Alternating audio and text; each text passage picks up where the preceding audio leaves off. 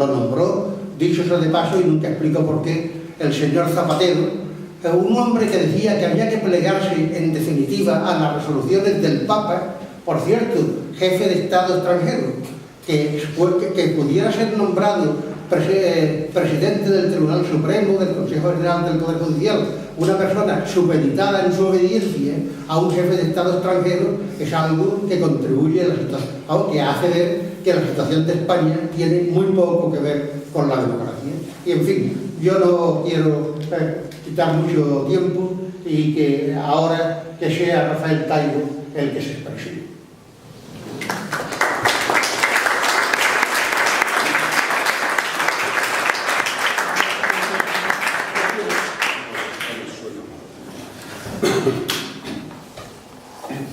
Bueno, en principio, felicitar al autor del libro.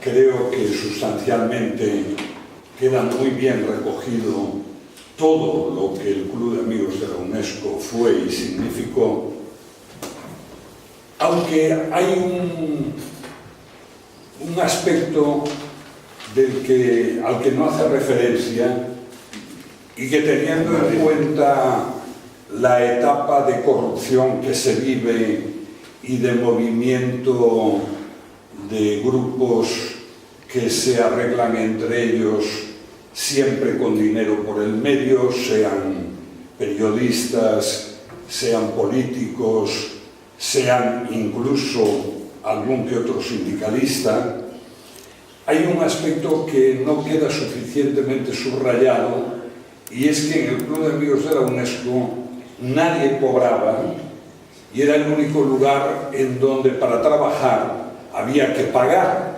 se pagaba la cuota y nadie cobraba. Esto es muy importante en una época en que proliferan en televisiones, por ejemplo, y en radio, por ceñirme a un tema que yo conozco bien,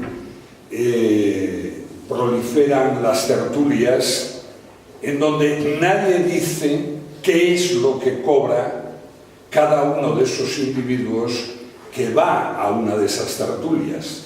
Realmente, tertulia real era la del Club de Amigos de la UNESCO. Esta sí era una tertulia en donde la gente hablaba con libertad, pero con la diferencia, insisto, de que nadie cobraba.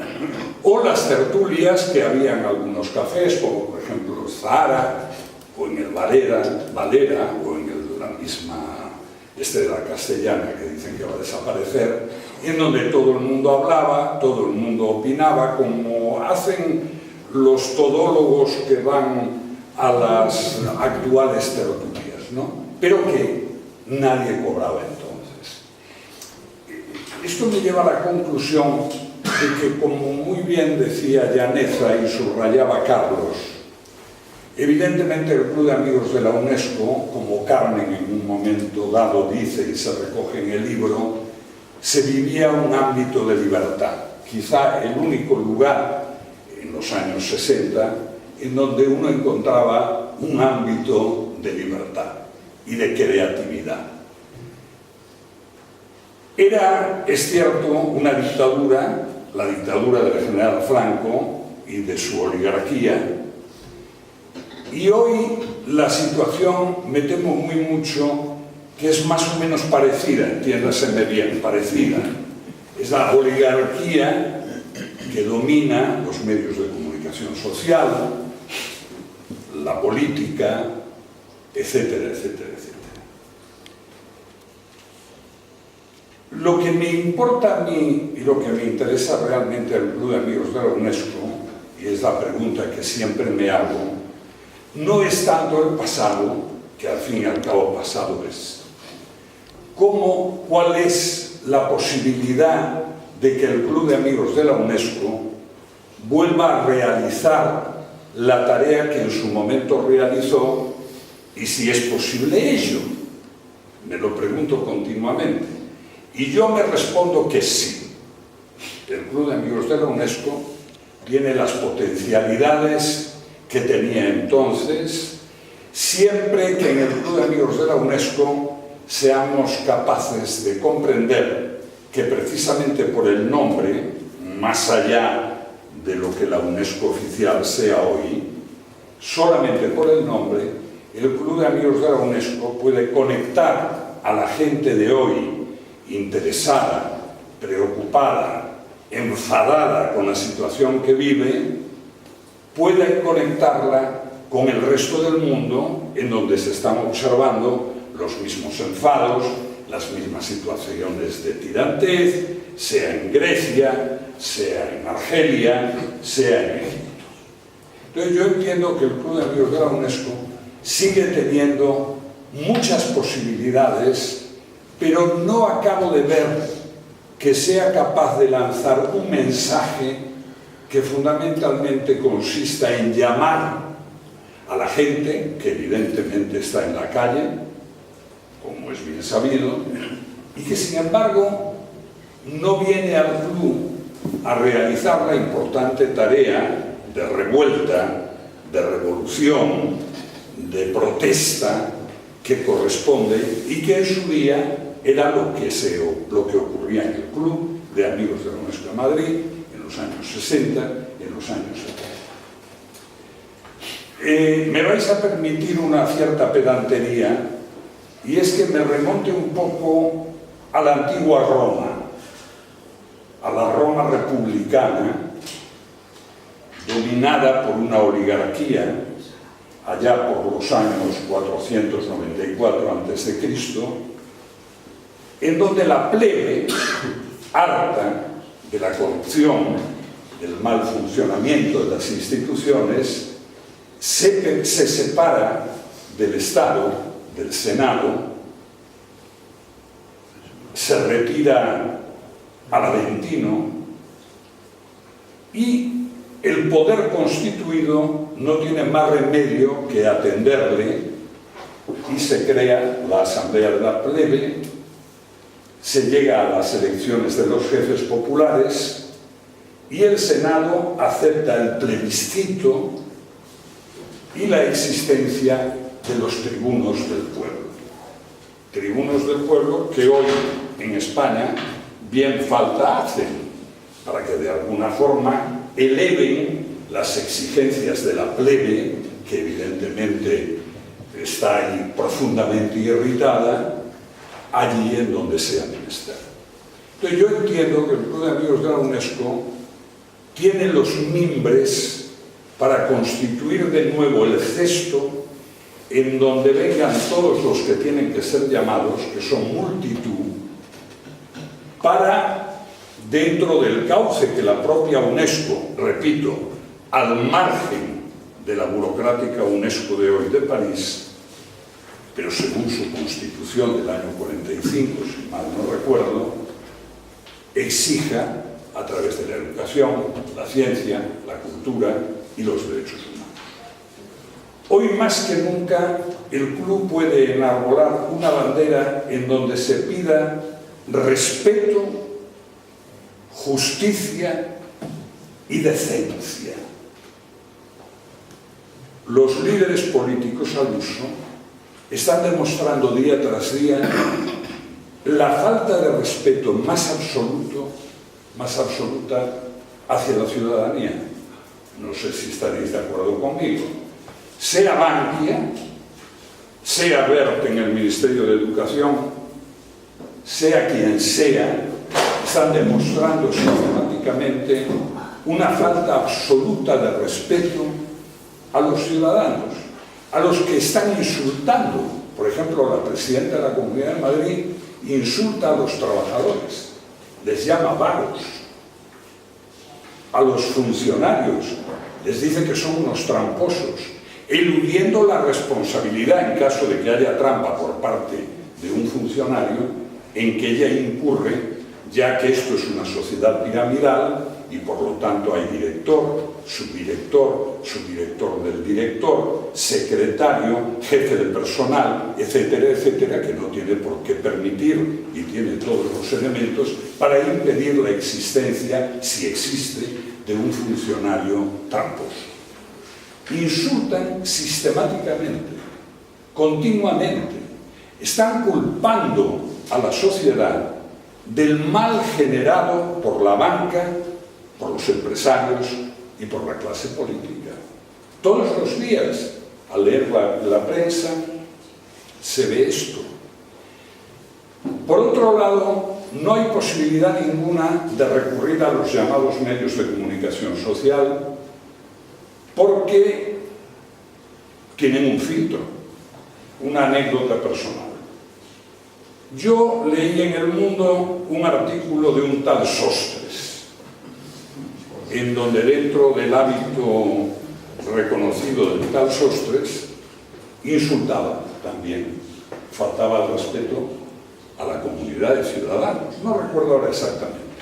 Yo mandé una corta misiva al Mundo diciendo que está visto que tanto Sostre como Jiménez Los Santos, como otros muchos, no leen la prensa, no escuchan la radio, no ven la televisión, no se leen a sí mismos, no se oyen a sí mismos, ni se ven en la televisión cuando ellos actúan. Porque yo recuerdo cuando, por ejemplo, Jiménez Los Santos, no hace mucho, hablaba de la falta de capacidad de la gente para manifestarse. Y en uno de esos chistes que genera, decía, no, es que aquí los españoles van al bar otra de gambas. Y Pedro J. Ramírez le reía la gracia. Se les llena la boca de palabras que ignoran, no conocen nada de nada. Pedro J. Ramírez, cuando habla del 15M, por ejemplo, que son los sans-culottes, oculta tanto Pedro J. Ramírez como Esperanza Aguirre, que sí es cierto, como decía Mark Twain, en un Yankee en la corte del rey Arturo, es cierto que en la Revolución Francesa, durante 5 años, se cometieron brutalidades. Decía Mark Twain, pero no se puede ocultar que durante siglos antes las minorías en el poder habían cometido muchas más barbaridades. Los sans-culottes existen porque hay razones para que existan. Historia de dos ciudades de Carlos Dickens, la novela y una muy buena película, lo describen perfectamente. Entonces, hoy hay una situación, por un lado, de desconcierto, de descontento. Yo hablo mucho con la gente, con el frutero, con el peluquero, con el taxista que me lleva, con el fontanero que viene a arreglar, todos magníficos trabajadores, impolutos trabajadores. El peluquero que me corta el pelo allí en una de las calles, no me acuerdo ahora el nombre de la calle, chico joven, horas de pie, y trabaja impecablemente.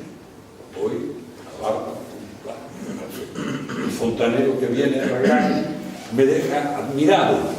Hoy me han traído unas sillas que se llevó un joven tapicero, impecables. Antes, un joven, estos que trabajan la madera, un ebanista, unas sillas que estaban desvencijadas, perfectas. Entonces, hay una mentira que lleva una falta absoluta de respeto, hay falta de justicia porque no se respeta y no se tiene en cuenta los valores de toda la gente que anda por ahí por la calle, y además no hay decencia. Tú citabas el caso del meapilas de Diva, pero es que es lo mismo. Hay que citar al Rato, hay que citar al Gorri este, al anterior, al Botín, que también el apellido se las trae todas. Pero quiero decir que de alguna forma hay motivos para la irritación. ¿Cuál es el problema que yo acierto a distinguir? En la época que tan brillantemente refleja en el libro Antonio, el club era el lugar de acogida de gente que en aquel entonces estaba también incómoda, molesta, y venían al club. Y en el club se hacía vida democrática en una situación en donde no existía democracia en el país. Aquí había una asamblea, se montaba una mesa de la asamblea, se hacía pedagogía democrática real. ¿Cuál es el problema o por qué razón hoy el club no puede de nuevo concitar el interés de tanta gente joven y mayor que está por ahí descontenta, fastidiada, que no tiene posibilidad de expresarse ni en los periódicos, ni en la radio, ni en la televisión, universitarios, trabajadores, etcétera, etcétera? ¿Por qué realmente? Es una pregunta que yo me hago como miembro, que aún soy del Club de Amigos de la UNESCO de Madrid, del CAOM. ¿Por qué no hay esa capacidad de atracción? Esto que planteo, que lo he planteado ya muchas otras veces, o no es correctamente entendido por algunos y queridos